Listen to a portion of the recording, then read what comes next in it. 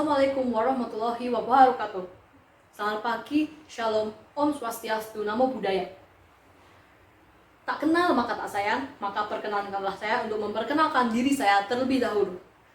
Perkenalkan, saya Yosefi Sherlyn Davina Kosatiti dari kelas 10 IPS 1 SMA Negeri 1 Klaten, selaku pembicara dari pihak afirmasi pada debat kali ini. Pada kesempatan kali ini saya akan menyampaikan definisi, memberikan limitasi, serta menyampaikan argumen-argumen terkait mosi kali ini. Adapun mosi yang akan kita bahas adalah pandemi virus COVID-19 telah mempengaruhi berbagai macam aspek kehidupan, baik sosial, budaya, roda perekonomian, bahkan psikologi masyarakat.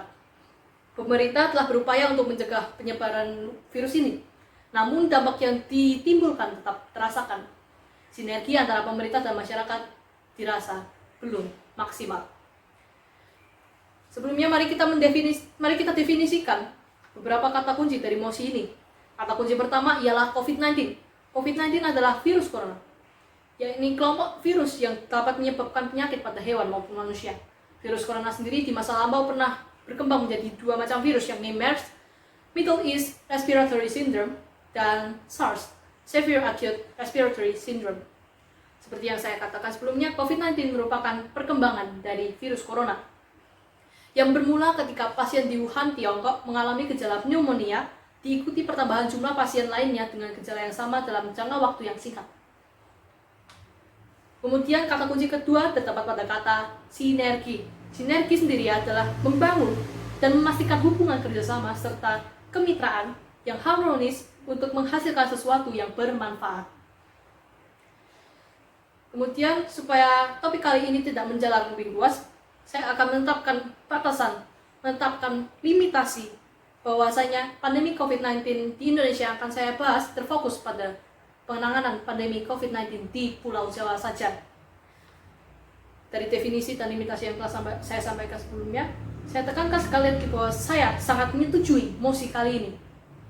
Alasan saya menyetujuinya adalah sebagai berikut. Tapi sebelumnya, mari kita sepakati bersama bahwa Henry Ford pernah berkata, kebersamaan itu seperti permulaan, kemudian menjaga kebersamaan merupakan suatu kemajuan, dan yang terakhir, bekerja bersama merupakan keberhasilan. Dari pernyataan Henry Ford, mari kita tarik ke konsep awal manusia, yakni manusia sebagai makhluk sosial yang tentunya tidak terlepas dari interaksi sosial yang di dalamnya pasti terdapat kerjasama. Maka dari konsep awal ini kita dapat menjadikannya sebagai fondasi, sebagai dasar untuk dapat menganalisa apakah negara kita Indonesia sinergi antara pemerintah dan masyarakatnya sudah maksimal dalam penanganan virus COVID ini. Saya akan ambil contoh dari daerah istimewa Yogyakarta yang digadang-gadang Presiden Joko Widodo sebagai daerah dengan penanganan COVID terbaik di Indonesia. Karena sejak awal dinyatakannya COVID-19 sebagai bencana nasional, daerah istimewa Yogyakarta telah menetapkan status tanggap darurat. APBD sepenuhnya difokuskan untuk penanganan COVID-19 sesuai dengan keputusan pemerintah pusat. APBD di sini difokuskan terlebih pada bidang kesehatan, jaminan sosial masyarakat, dan tidak lupa pada bidang UMKM yang mendukung perekonomian Indonesia sebanyak kurang lebih 60%. Dengan ini kita dapat menarik kesimpulan bahwa daerah istimewa Yogyakarta, pemerintahnya mengerti apa mau masyarakat mereka, apa yang dibutuhkan masyarakat mereka, sehingga masyarakat mereka secara langsung, secara otomatis akan taat pada kebijakan yang berlaku. Maka dari itu, daerah istimewa Yogyakarta bisa dinyatakan berhasil dalam penanganan pandemi ini karena adanya sinergi antara pemerintah dan masyarakatnya yang maksimal. Kemudian kita akan ambil contoh dari daerah yang lumayan memprihatinkan, yakni DKI Jakarta. DKI Jakarta per 20 Oktober 2020 memegang sebanyak 95.253 kasus atau sebanyak 26,1%. Saya tidak bisa mengatakan bahwa DKI Jakarta memiliki penanganan COVID yang sangat buruk jika hanya dilihat dari angka. Sebab jika kita tarik mundur, pemerintah daerah ini telah menetapkan banyak sekali kebijakan. Yang kita semua kenal adalah PSBB. Kemudian mereka juga menutup tempat-tempat umum yang umumnya diisi oleh keramaian. Mereka juga telah mengadakan banyak sekali sosialisasi mengenai pencegahan COVID. dan tentunya tidak lupa mengalokasikan dana yang banyak untuk penanganan pandemi ini. Kemudian semua kebijakan itu dirangkum menjadi suatu kebijakan baru, yakni new normal. Sekarang kita lihat dari sisi masyarakat yang cenderung dianggap merugikan oleh sebagian pihak. Karena dari analisa saya, masyarakat ini pada awalnya itu patuh dengan kebijakan yang berlaku. Namun, karena kita semua ini hanya manusia biasa yang butuh makan untuk bisa hidup, demikian juga mereka butuh makan untuk hidup, butuh pendapatan untuk bisa hidup, sehingga mereka akan lebih memilih mengabaikan imbauan pemerintah untuk bisa keluar, bekerja, mencari nafkah. Sehingga ketika dicetuskannya new normal, mereka akan menganggapnya sebagai kebebasan semata, bukan kebebasan yang bertanggung jawab. Sehingga kembali lagi mereka akan mengabaikan imbauan pemerintah. Kita telah melihat dari dua sisi, pemerintah dan masyarakat. Maka Dewan Juri yang saya hormati, dari argumen saya sebelumnya berdasarkan fakta yang saya kumpulkan, kita dapat menarik kesimpulan bahwa antara pemerintah dengan masyarakat ini terjadi bentrok pendapat, bentrok kepentingan dengan fakta yang terjadi di lapangan, bahwa masyarakat kelaparan, bahwa masyarakat memerlukan pekerjaan.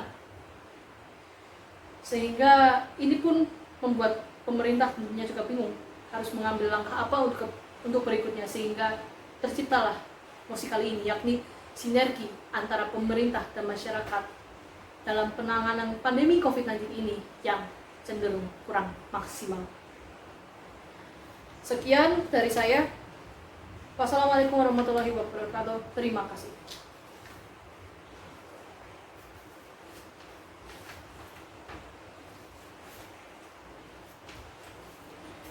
Terima kasih atas waktunya Dewan Juri yang saya hormati.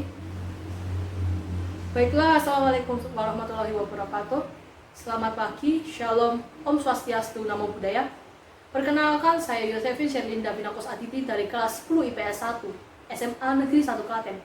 Di sini saya sebagai pembicara dari pihak oposisi akan menyampaikan 3 poin justifikasi dan 1 poin implikasi mengenai mosi yang akan kita bahas pada hari ini, yakni Dewan ini menyesalkan narasi mengenai Galactic Zoo dan segera menghentikan semua proyek penelitian terhadap alien.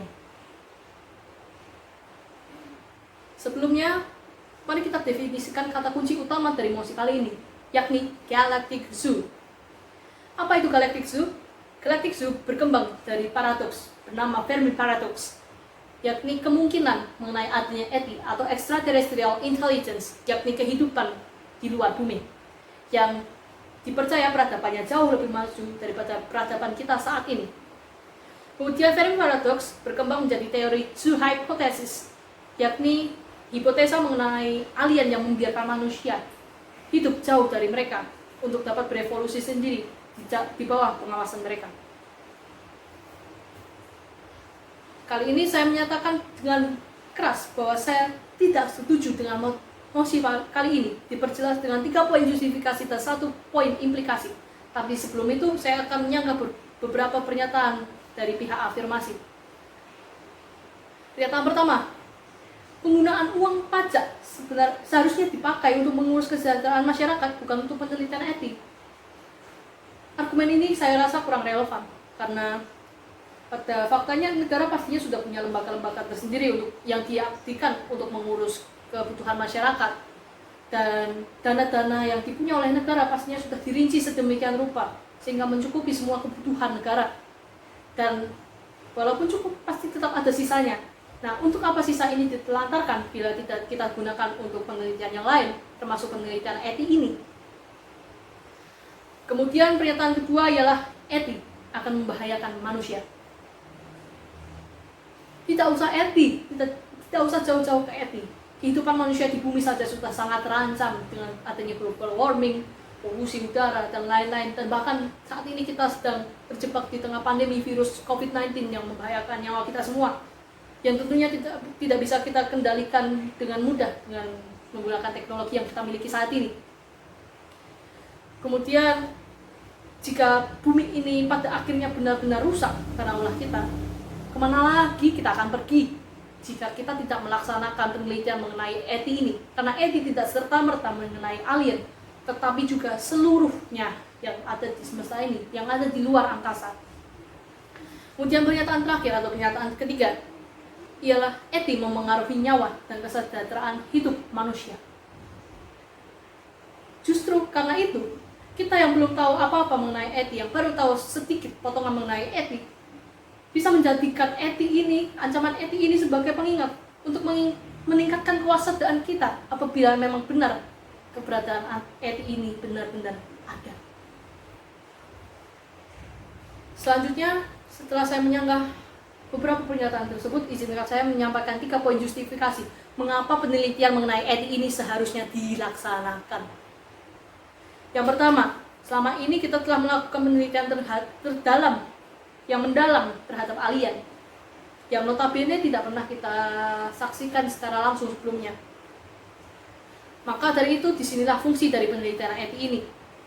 Eti dapat menambah wawasan orang-orang mengenai alien, alam semesta, dan lain-lain, beserta juga dengan teorinya, yakni salah satunya adalah teori Galactic Zoo.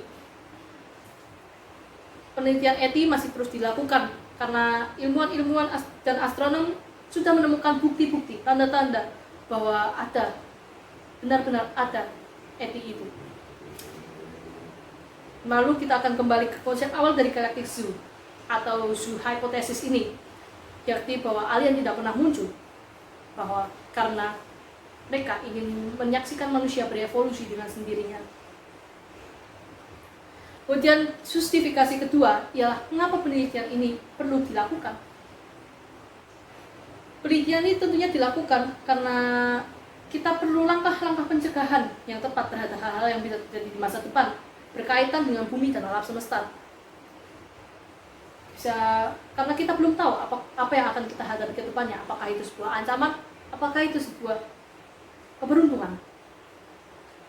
Kita ambil saja contoh manfaat dari penelitian eti yang sejauh ini kita lakukan. Yang pertama ialah ditemukannya planet baru mirip bumi yang walaupun masih terus diteliti, yakni Kepler 1649c. Kemudian yang kedua, penelitian yang kita tahu, yang semua orang tahu, penelitian mengenai sisa-sisa meteor yang ada di bumi, yang kemudian mendorong terciptanya satelit untuk mendeteksi apakah ada meteor yang mendekati bumi ini. Kemudian poin justifikasi saya yang terakhir ialah kenapa saya mendukung penuh supaya program ini tetap dilaksanakan. Saya sudah menyampaikan banyak sekali manfaat mengenai penelitian ini. Namun ada kelebihan, pasti ada kekurangan. Kekurangannya selain karena kita meneliti hal yang belum pasti, tentunya adalah karena penggunaan biaya yang sangat besar. Seperti Uni Eropa yang pernah mengalokasikan sebanyak 300 juta euro untuk penelitian kali ini, hanya penelitian eti. Maka dari itu, Dewan Juri yang saya hormati, adapun implikasi yang akan saya bawakan di sini, yakni pada akhirnya implikasi yang merupakan dampak jangka panjang, yakni kemajuan dalam ilmu pengetahuan. Dengan pengetahuan tentang dunia luar bumi, kita dapat menjadikan ilmu pengetahuan tersebut sebagai antisipasi terhadap ancaman dari luar bumi, seperti adanya eti atau alien itu sendiri. Sekian dari saya. Terima kasih. Wassalamualaikum warahmatullahi wabarakatuh.